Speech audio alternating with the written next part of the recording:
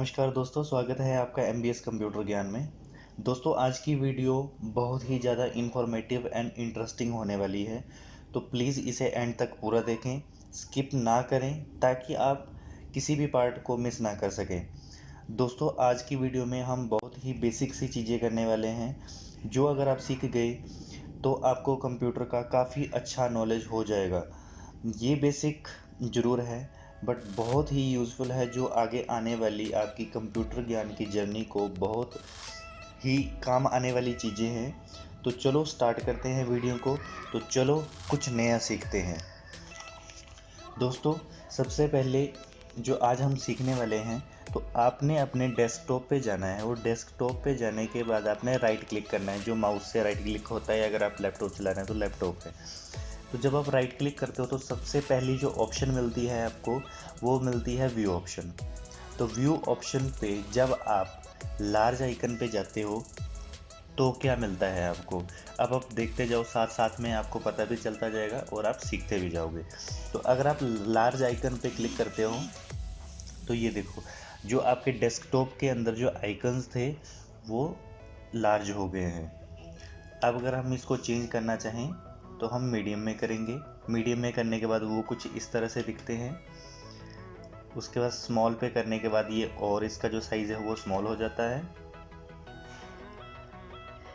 Auto arrange icon, align icon और show desktop icon, ये कुछ इस तरह के ऑप्शन आप मान सकते हो। जैसे अगर मैं ऑटो अरेंज पे कर देता हूँ तो ये है कि अगर यहाँ पे कुछ गैप खाली रह गया होगा, अगर मैंने इस फाइल को हटा दिया है, अगर मैं इस फाइल को हटा दूंगा तो ये ऑटोमेटिकली इसका जो है वो गैप फिल कर देगा।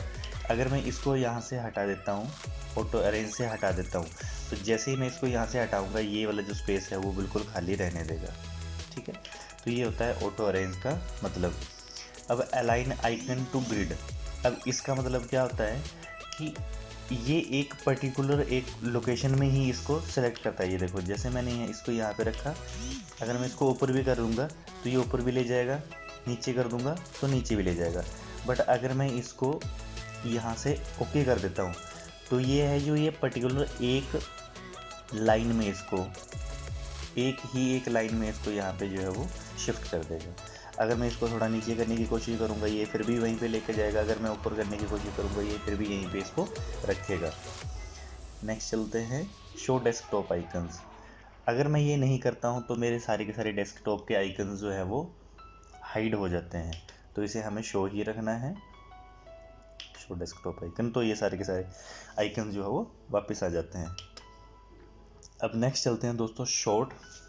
दोस्तों, जो ये वाले डेस्कटॉप के आइकन्स हैं ये अभी रैंडमली हैं, डीएसपीसी नेटवर्क कंट्रोल, मतलब ये किसी सीक्वेंस में नहीं है।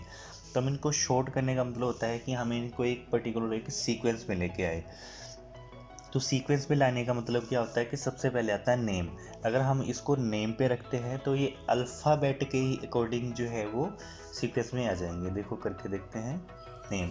तो अब ये जो है वो एक पर्टिकुलर एक सीक्वेंस में आ गए हैं, एक अल्फ़ाबेट के हिसाब से आ गए हैं ये। ठीक है, अगर हम इसको शॉर्ट करते हैं बाय साइज़ तो ये साइज़ के अकॉर्डिंग हो जाएंगे। अगर हम इनको करते हैं आइटम टाइप के अकॉर्डिंग तो ये आइटम टाइप के अकॉर्डिंग हो जाएंगे कि कौन कौन सी आइटम सबसे पहले आनी चाहिए, उसके अकॉर्डिंग जो कंप्यूटर प्रेफर करता है।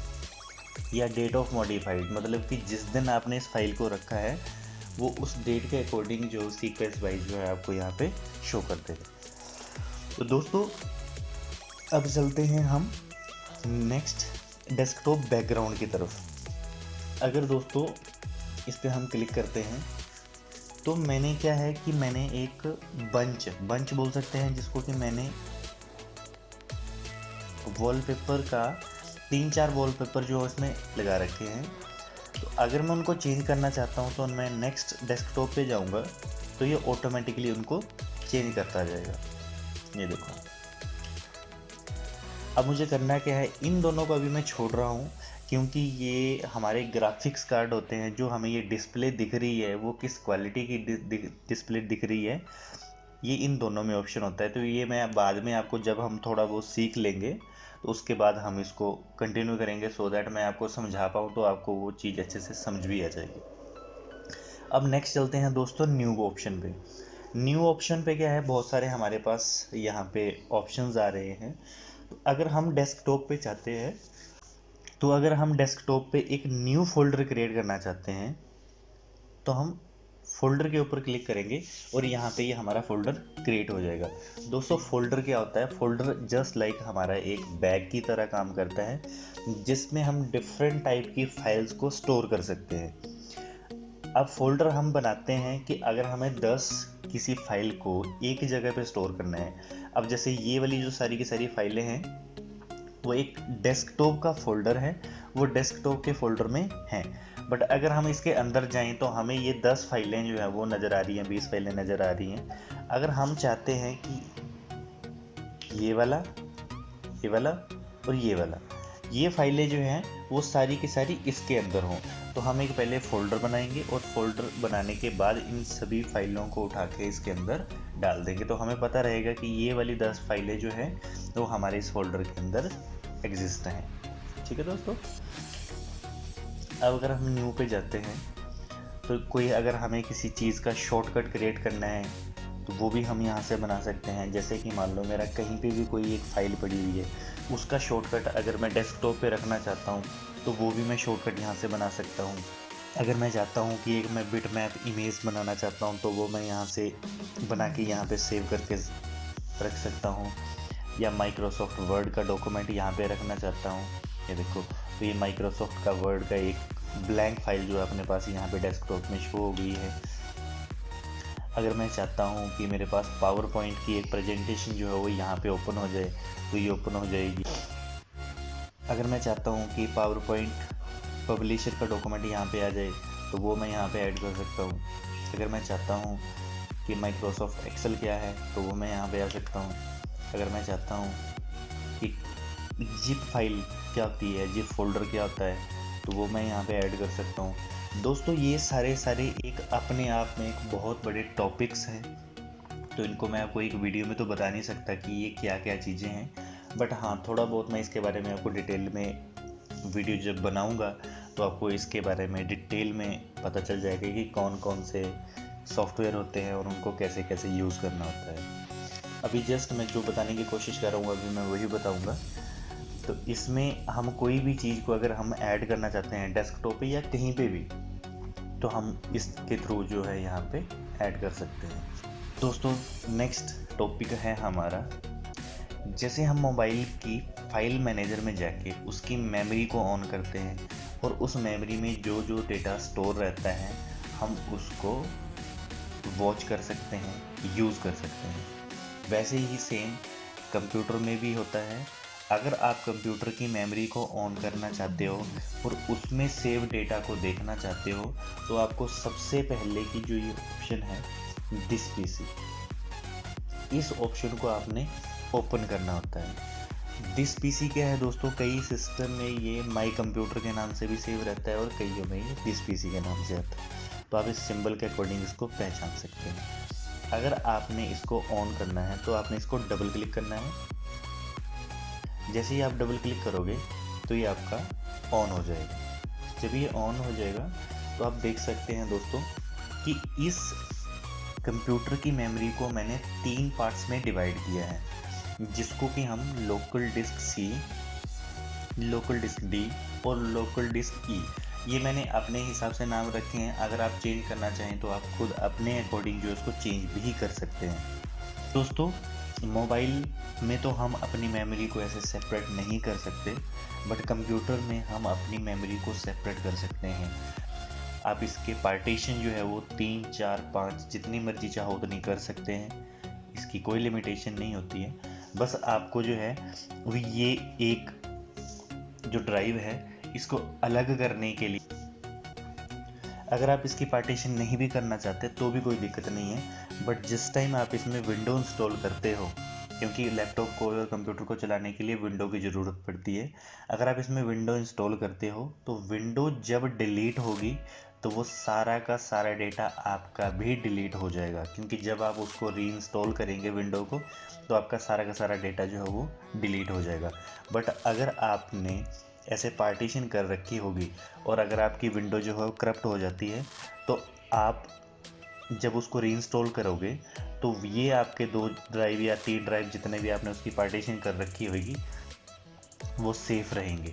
आपका जो डेटा डिलीट होगा वो सिर्फ ये वाले ड्राइव का डेटा डिलीट होगा, बाकी आपके ड्राइव जो है वो सेफ़ हो जाएंगे। अगर आपने इनमें कोई डेटा स्टोर करके रखा हुआ है तो यहाँ पे वो सेफ़ हो जाता है, वो डिलीट नहीं होता। दोस्तों अगर आप इसे ओपन करना चाहते हैं तो आपने इस पर डबल क्लिक करना है। जैसे ही आप इस पर क्लिक करोगे तो आपको पता चलेगा कि इसके अंदर आपने कौन कौन सी फाइलें जो है वो स्टोर करके रखी हुई हैं। तो दोस्तों नेक्स्ट चलते हैं हमारा कंप्यूटर की सेटिंग्स कैसे करते हैं।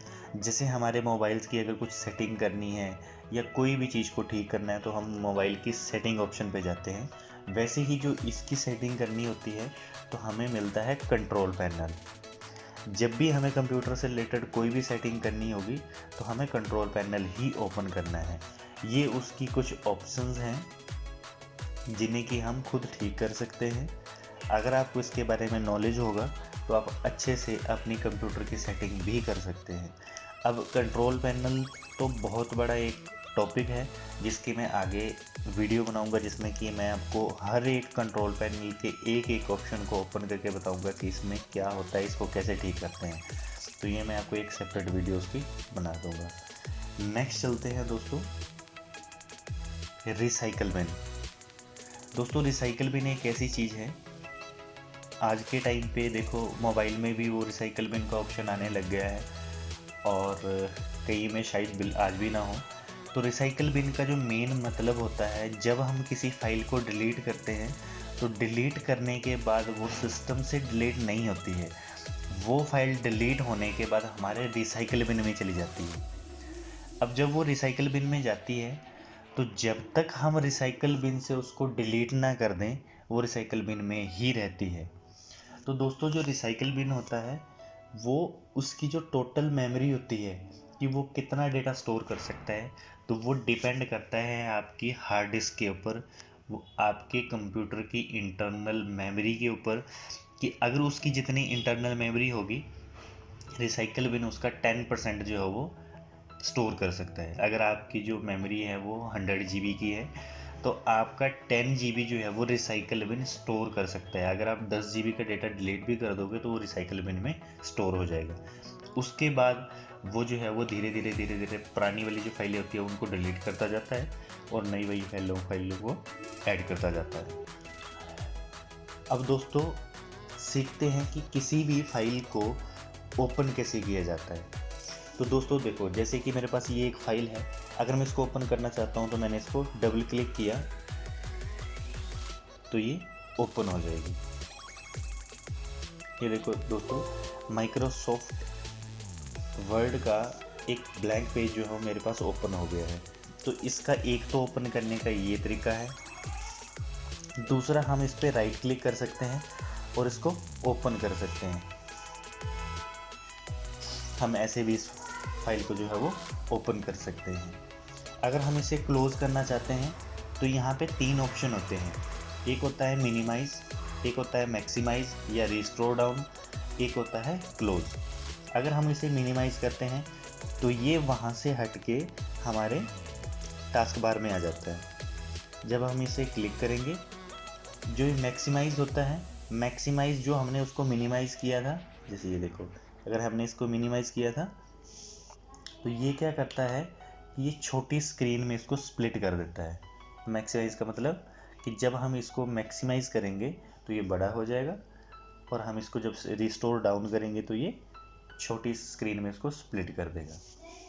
और ये होता है क्लोज का, जब हम इस पर क्लिक करते हैं तो ये हमारी फाइल जो है वो क्लोज हो जाती है। अब दोस्तों किसी भी फाइल को कट कैसे करते हैं। कट का मतलब क्या होता है कि उस चीज़ को वहाँ से हटा के आप उसको कहाँ पे जाके उसको सेव करना चाहते हैं। तो आपने क्या करना है, इस पर राइट क्लिक करना है, कट की ऑप्शन पे जाना है। जैसे मान लो मैं ये वाली फाइल को इस फोल्डर के अंदर सेव करना चाहता हूँ तो मैंने इस पर डबल क्लिक किया। यहाँ पे आपको राइट क्लिक करना है और यहाँ पे जाके इसको आपने पेस्ट कर देना है। तो आपने देखा कि यहाँ से वो फाइल हट गई है और वहाँ इस वाले फोल्डर में जाके वो सेव हो गई है। अगर मैं ऐसे ही अगर इस वाली फाइल के साथ करता हूँ, इसको राइट क्लिक करता हूँ, इसको मैं कट नहीं करता, इसको मैं कॉपी करता हूँ। तो इसको मैंने कॉपी किया और यहाँ पे जाके मैंने इसको पेस्ट कर दिया। तो ये यहाँ पे आपके पास इस फोल्डर में आ गई, पर यहाँ से नहीं हटी। कॉपी जो होती है वो अपनी फाइल की डुप्लीकेट क्रिएट कर देती है, बट कट जो होती है वो वही फाइल को उठा के दूसरी वाली जगह पे जाके उसको पेस्ट कर देती है। अब दोस्तों मैं आपको एक दो बहुत ही इम्पोर्टेंट शॉर्टकट की के बारे में बताने जा रहा हूँ। दोस्तों अगर जैसे हमने कोई भी एक फ़ाइल ओपन कर रखी है, जैसे मैं पहले अपने फ़ोल्डर को ओपन किया, फ़ोल्डर को ओपन करने के बाद मैंने एक फ़ाइल को ओपन कर लिया। अब फाइल को ओपन करने के बाद मुझे एकदम से ज़रूरत पड़ती है कि मुझे डेस्कटॉप पे जाना है, तो मैं इसको बंद नहीं करूँगा। जस्ट एक शॉर्टकट की प्रेस करूँगा। वो क्या है, window plus D for desktop, वो ले सकते हो आप। Window plus D, window button दबाना है आपने, उसके बाद डी बटन दबाना है। तो वो आपको किसी भी फोल्डर में हो, आप कहीं पे भी काम कर रहे हो, तो वहाँ से आपको शॉर्टकट के तरीके से आपको डेस्कटॉप पे लेके आ जाएगा। अगर आपको दोबारा से उसी फोल्डर पे जाना है तो फिर से आपने विंडो डी प्रेस करना है, तो आप दोबारा से उसी डॉक्यूमेंट में चले जाओगे। अब अगर आपने 2-3 फोल्डर ओपन कर रखे हैं, जैसे मैंने एक ये फोल्डर ओपन कर रखा था, सॉरी एक फाइल ओपन कर रखी थी। अब मैं एक पावर पॉइंट की एक प्रेजेंटेशन जो है उसको ओपन कर लेता हूँ। अब मुझे क्या है, यहाँ से डायरेक्ट जो मैंने वर्ड की फाइल को ओपन कर रखा था, अगर मैं वहाँ पे जाना चाहता हूँ तो मैं किसी भी माउस पैड को हाथ नहीं लगाऊंगा। मुझे क्या करना है, ऑल्ट बटन प्रेस करना है और टैब बटन प्रेस करना है। तो ये देखो दोस्तों, ये पावर पॉइंट की शीट है जहाँ पे मैं अभी वर्क कर रहा हूँ।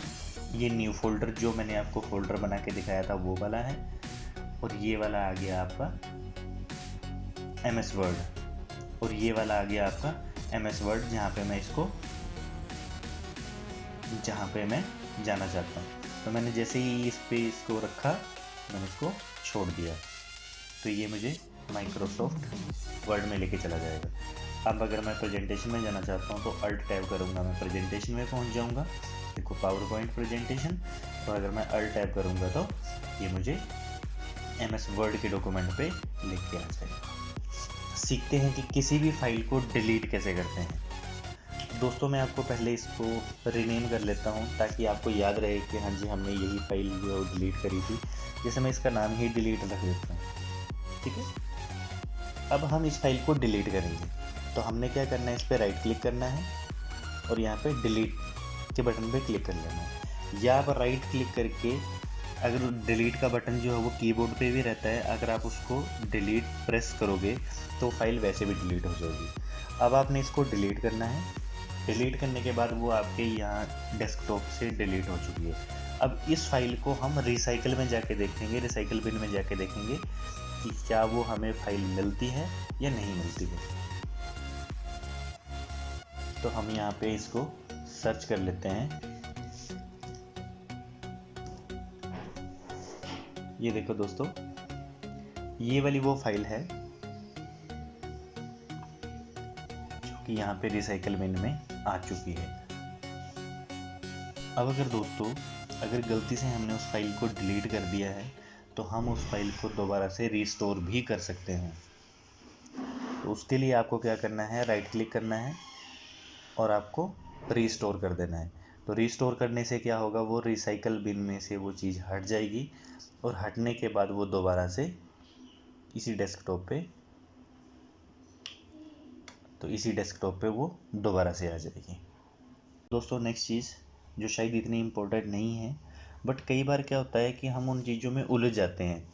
कई बार होता है कि कोई फाइल हमारी करप्ट हो गई है, हम उसे दूसरे किसी सॉफ्टवेयर में ओपन करना चाहते हैं, बट हमें वो आता नहीं है। जैसे कि आप ये देख पा रहे होंगे कि मेरे पास एक वीडियो है। अब अगर मैं इस वीडियो को ओपन करूँगा तो ये इस पर्टिकुलर सॉफ्टवेयर के ऊपर ये ओपन हो जाएगी। बट अगर मैं इसको किसी दूसरे सॉफ्टवेयर में ओपन करना चाहता हूँ तो वो भी मैं इसको कर सकता हूँ। तो उसके लिए आपने क्या करना है, इस पर मैं राइट क्लिक करूँगा, ओपन विद करूँगा, और अब इस फाइल के अकॉर्डिंग ये फाइल कहाँ कहाँ पे ओपन हो सकती है वो इसने ऑप्शन दे दी है। अब अभी जो है वो ये फाइल इस सॉफ्टवेयर में ओपन होती है, फिल्म्स एंड टीवी में। अगर मैं इसको VLC मीडिया पे कर दूंगा तो ये VLC मीडिया में ओपन हो जाएगी, क्योंकि VLC मीडिया प्लेयर भी एक वीडियो को प्ले करने का एक सॉफ्टवेयर है, वीडियो प्लेयर है वो, तो उसमें भी ओपन हो जाएगी वो। इसको थोड़ा सा टाइम लगेगा, बट ये कि वही वाली वीडियो जो है वो इस वाले सॉफ्टवेयर में भी ओपन हो सकती है। ये हमें तब करना पड़ता है क्योंकि कई बार जो है वो कुछ फाइलें जो हमारी पर्टिकुलर किसी सॉफ्टवेयर को सपोर्ट नहीं करती हैं, तो इसलिए हमें अलग अलग सॉफ्टवेयर में इसको ओपन करने की ज़रूरत पड़ जाती है। होपफुली दोस्तों आज की वीडियो आपको अच्छी लगी होगी। अगर अच्छी लगी है तो इसे लाइक करना, शेयर करना और अपने फीडबैक जो है वो कमेंट में ज़रूर दिया करो, ताकि मुझे भी पता चले कि मैं क्या चीज़ छोड़ रहा हूँ, सो दैट मैं अगली वीडियो में आपको वो चीज़ें कवर करता चलूँ, कोई चीज़ छूटे ना। अगर आप मेरे चैनल पे नए हैं तो मेरे चैनल को सब्सक्राइब करना बिल्कुल ना भूलें और बेल आइकन को ज़रूर प्रेस करें, ताकि मेरी आने वाली हर एक वीडियो की नोटिफिकेशन आपको सबसे पहले मिल सके। तो दोस्तों इजाज़त चाहूँगा, मिलते हैं नेक्स्ट वीडियो में। Thank you.